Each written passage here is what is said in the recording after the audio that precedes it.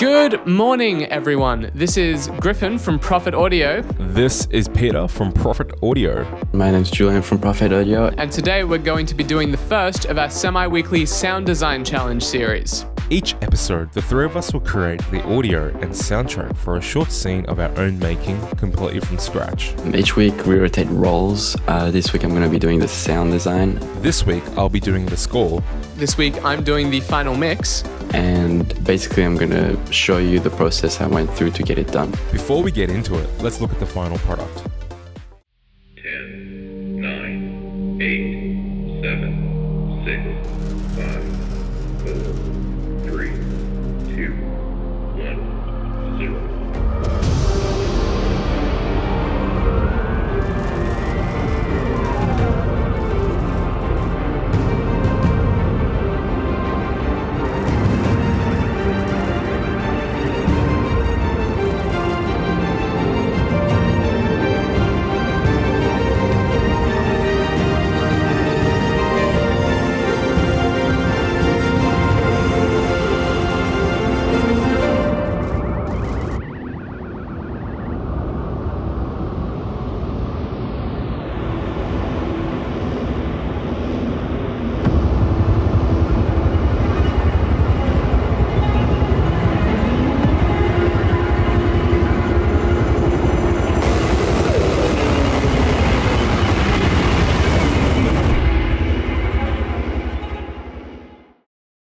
Without further ado, let's get to it.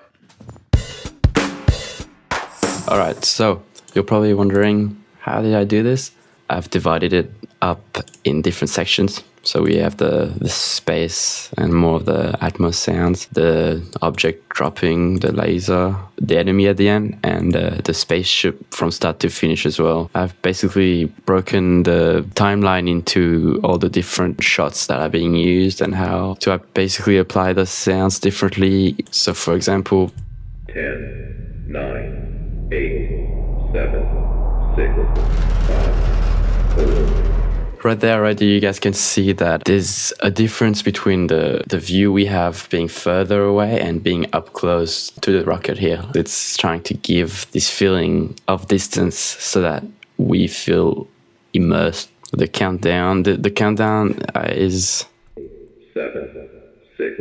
a free sample I found on freesounds.org actually. You guys should check that website out. It's easy to find stuff there and use it in your own projects. The space sounds, all right.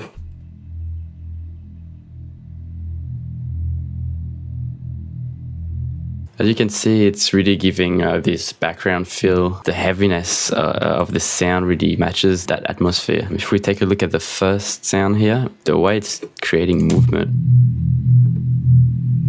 is literally just with the unison. So if we just put it on one, it's literally not doing the same thing, right? As you can see, it's like fluctuating it instead of just having it here doing nothing. So, you know, here we just have a filter cutting off some of those high frequencies. And I also put in EQ, cutting up the high frequencies and some of those really low frequencies that we don't need. The second sound for the space section is quite similar, but it's a different wave. So here I got this wave called odd pass. Same here with the unison. It was really giving more movement to this space. I also cut the high end there. If I take that off, it's a bit too much. The spaceship itself is structured with different layers according to the different scenes or shots.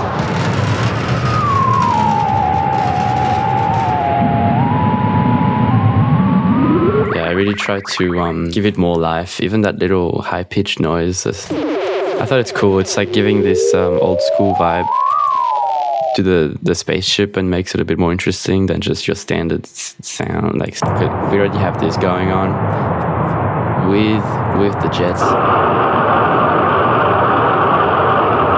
I also had this low end here because the spaceship is on the Earth.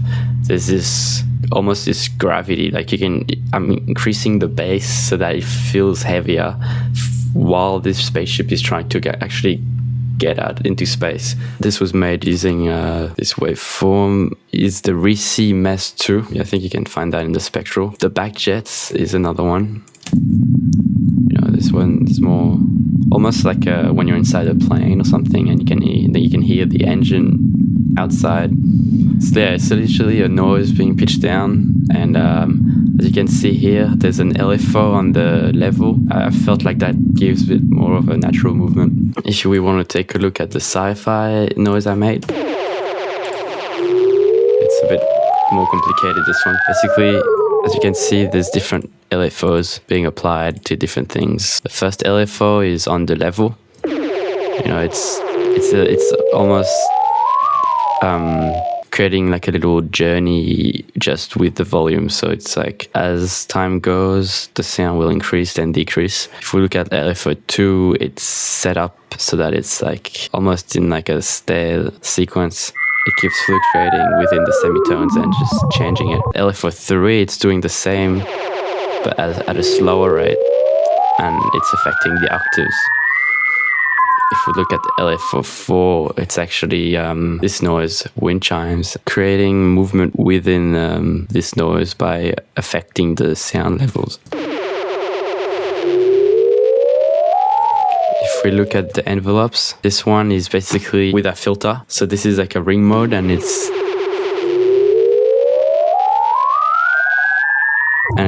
slowly over time increasing the cutoff or reducing it. Next up, we have a few delays, a compressor and a filter. Next up, the rumbling is, I just put a filter on it and then EQ, but it's just a sample of a rumbling metal. So we have the enemy coming in towards the end.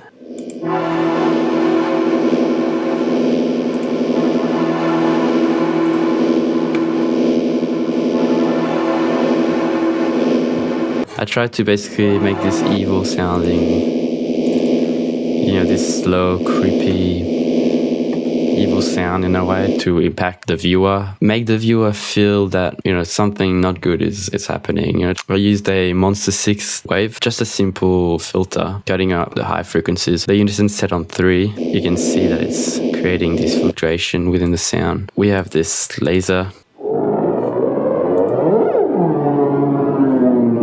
This sound is basically made by having those two waves, and I'm automating the pitch value of the first wave, make this sound so that we could hear the enemy spaceship is actually loading up this weapon against our friend. I'm making it wider, I'm distorting it, I put a flanger and a chorus on it, and I cut off some of the low end there. I also added this sound, a preset from Serum, just warning us that the enemy's here. This LFO is doing this to the wave.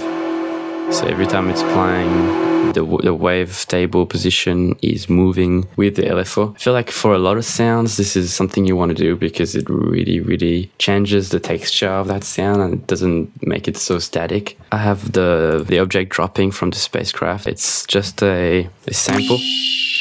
It's a Foley sample from a pack I bought. This noise was just like a click or something. I basically put reverb onto it, and with the frequency shifter, I automated it so that it would go from deep to high, and basically it's almost like it's pitching the reverb tail. So I merged it with like another click,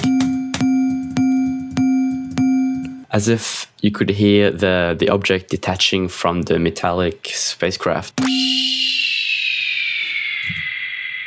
So that's pretty cool. So now to the laser part. I've broken this into 5 sections. We have the laser loading up. And I merged that with a siren.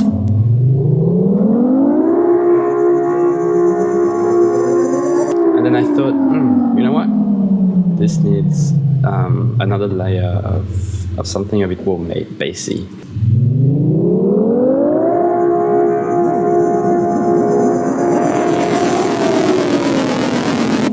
That and then I combined this sample that I found and I stretched it out. Basically I turned it into the texture mode, which really allows it to be a bit smoother when you're stretching it out. Let's hear it with and without.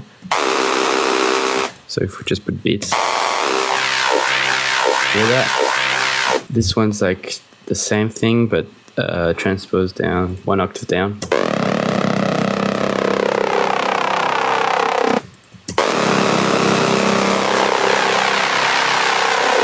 So the laser start here I made using Serum. It's one of the presets in the FX section of Serum here. It's simple and it really gives this like winding effect. So you guys can check that out for yourselves. Same for the siren. This is part of the Serum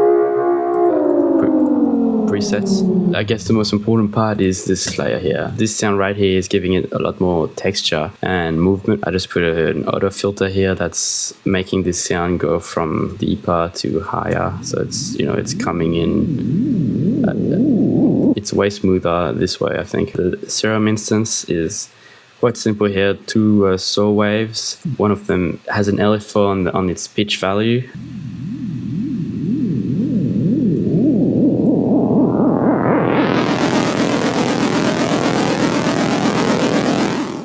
Yeah, that's it. Cool, now let's get into the score of the project. For today I use Nuendo, which isn't a cheap DAW, but it is my preferred one to mix and now recently to compose. Like my tutorial, I started this with the chord progression, and with this scene I wanted to do something epic and big, so I knew I wanted really big, rich sounding chords, so I went with the string ensemble by Native Instruments. It's actually by Audio Bros. It comes with a complete pack. When I first watched the scene, I knew I wanted the build-up as the rocket launched. So here. So I noted the build-up there. Then as the rocket goes up and goes to space, and as the booster detaches from the main rocket, I knew I wanted complete silence before this entire alien ship thing happens. So I knew I wanted the build-up, so I made the chord progression so that it gets more intense starting from the build-up. Before the intense build-up happens, I knew I wanted something smaller and mellower because the entire launch felt like a really slow motion scene. So I used one of the lab's libraries, synth pads.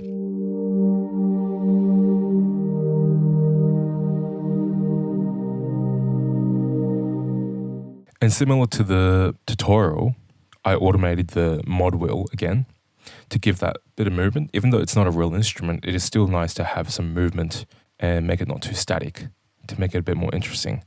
And you can tell by all these lines here that it's been automated. So I usually like to move around as the chord finishes. That's usually how strings are formed. So the entire bit starts with the pads, then slowly the strings come in down here.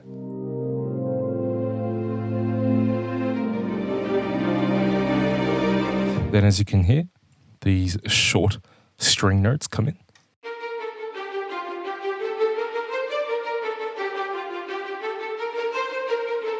And this is what's called an ostinato, which can be a theme, a rhythm, or melody that repeats and constantly returns in a piece of music. And no one really does it better than this guy. So that's eventually building up, as you can see, with the automation timeline.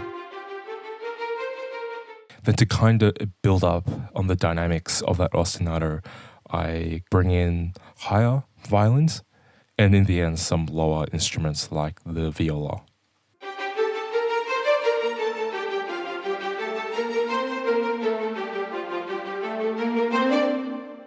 To build up on that intensity at the end, I added some eighth notes.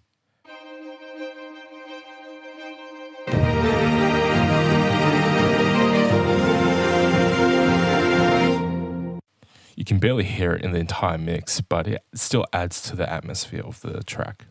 So then the elephant in the mix is the drums, and I put them in bar 6, and I made sure the strings in the string ensemble here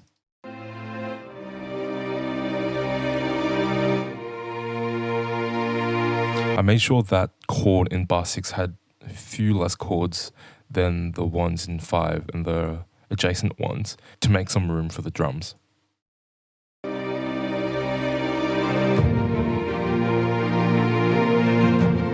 Otherwise, it sounded a bit too cluttered. So then that eventually builds up, which goes to the horns later, which come in really softly. You can't really have an epic score without some blasting horns.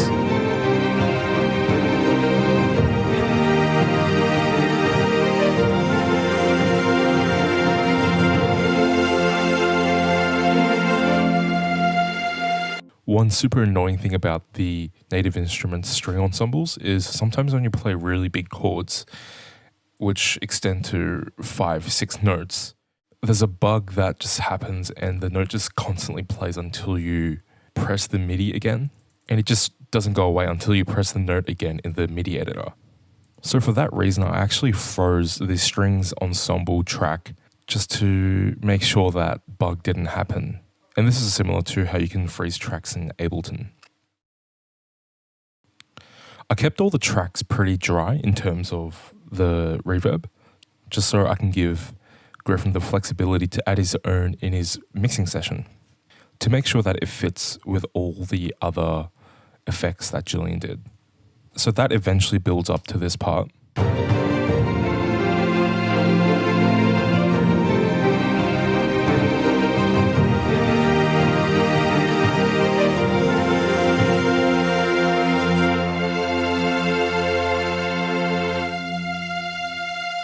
There it is again. Oh my god.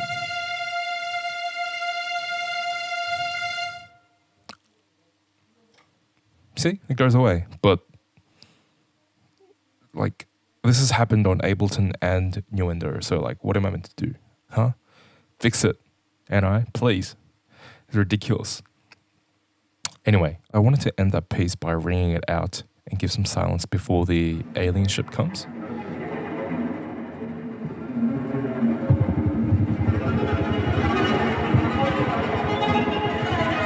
I used a Labs amplified cello quartet, which had that really cool, weird, harmonic sounding, chattery noise. It felt like a perfect moment for an intense scene where the alien ship comes. So the mod wheel on this instrument, when it goes up, gets really electronic from a more natural sounding cello.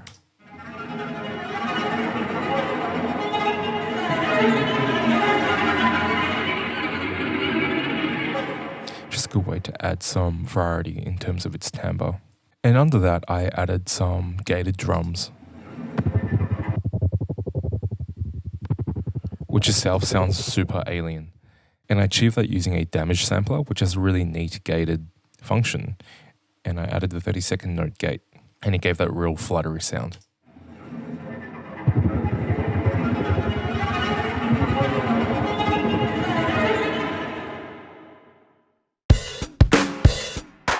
Okay, so we have our sound effects and we have our music, and now it's time to put them all together. So I've gone ahead and done that already, and this is what that looks like. It is a little bit messy. My DAW of choice is FL Studio, which is more designed for writing music rather than post-production mixing, but it's a DAW, it can do it just as fine, it just might look a little bit messier. So let's go over some of the techniques we used. So I'm going to start with the sound effects. So first of all, the countdown right at the start.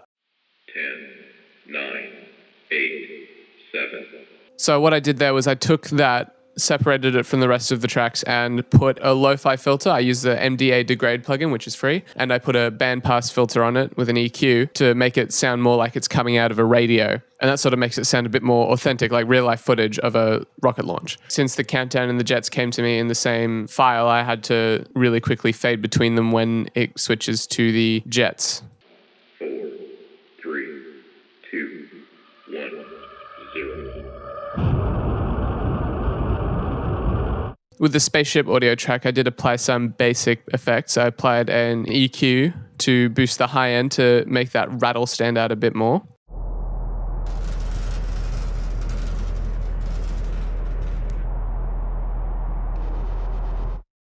And then from there, I also applied a plugin called Wider, made by Polyverse, which is also free, just to expand the stereo field a little bit without knocking the sound too far out of phase. But apart from that, I just left it pretty much dry through the whole thing. The actual sound of the rocket launching, I boosted a little bit using a distortion plugin called Camel Crusher and a quick EQ to boost the bass levels of it.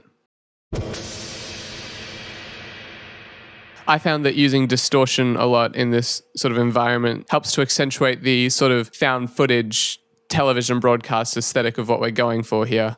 Okay, so for the space atmos, I had to modify it a fair bit because it was kind of clashing with the music, which we'll get into in a bit. So what I initially did for that was I layered it with a pitched down version of itself.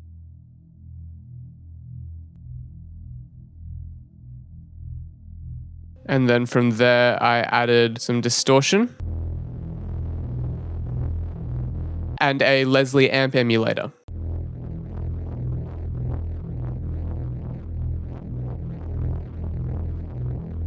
Then from there, I just put a bandpass and some reverb on it. It sort of helps retain the atmosphere of what the original sound was going for without clashing too much with the bass of the music. So for the sounds of the enemy ship approaching, I applied some very light distortion at about 15% mix level, and then some compression just to level out all the sounds.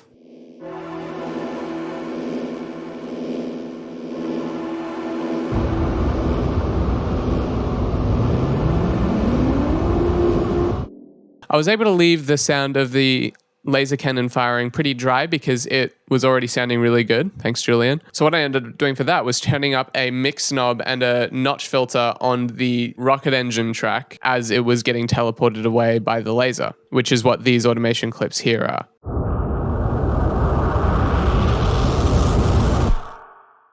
Which I think fits in quite nicely with the rest of the soundscape at that point.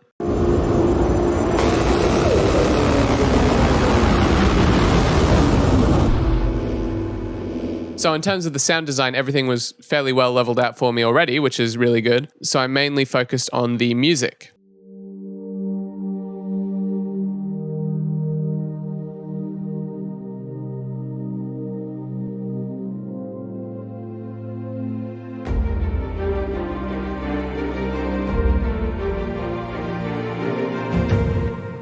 So I made some slight modifications to some of the music. I created some extra bass drums just by shifting around the bass drums that were already there, just because I felt like it would fit a bit better. So I added one right near the start when the arpeggiating violins kick in.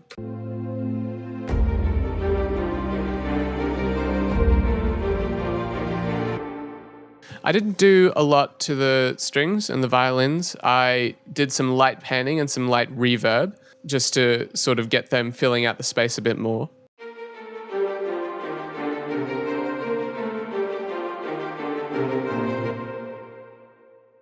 I also added some reverb to the tom track, just to have them sizzle out a little bit more and have them leave a bit more of a tail.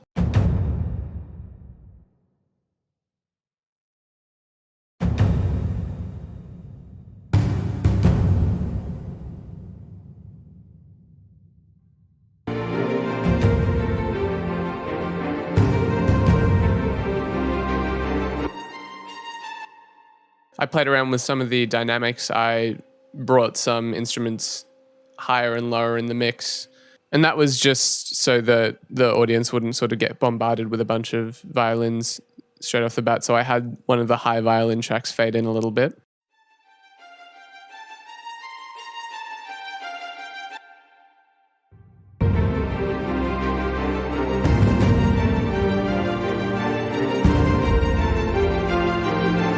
There's a really high violin sound that plays here.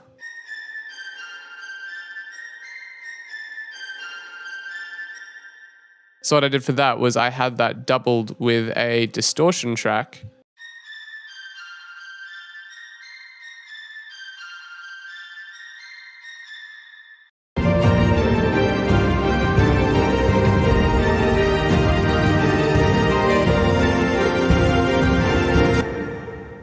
It sort of takes a bit of a backseat in terms of volume, but it adds another layer of sheen and cleanness to the sound.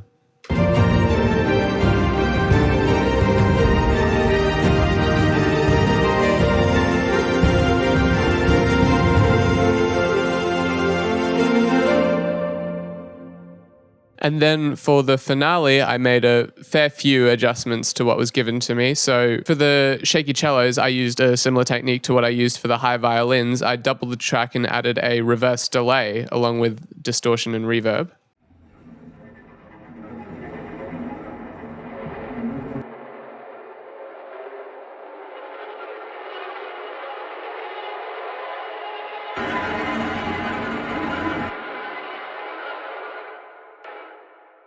I find that it helps sort of add tension and this sort of inharmonic, discordant tones. And those really help to enforce the tense situation on the screen. So then for the gated drums, the sort of bassy tone that happens, I made a few adjustments to those. So what I did for those was I added a bit crusher effect that sort of gradually lost fidelity as it went on.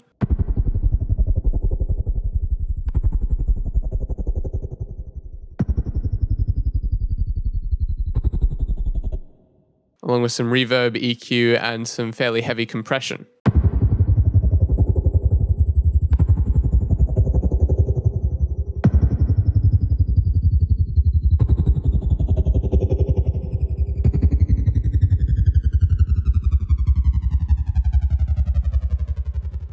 And then I layered those in with the bass drums from the first half of the track.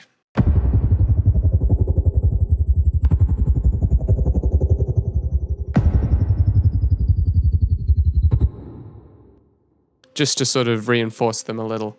So then from there, it was just about really simple volume balancing between the sound effect master bus and the music master bus. And then from there, we were able to have our first completed soundtrack. All right, that is going to do it for the first episode of our sound design challenge. Thank you guys so much for watching. You can find a link to all the free sound clips we use in the description. Don't forget to subscribe to the channel. Also follow us on Twitter. The links are in the description below. For Profit Audio, I'm Griffin. Have a nice day.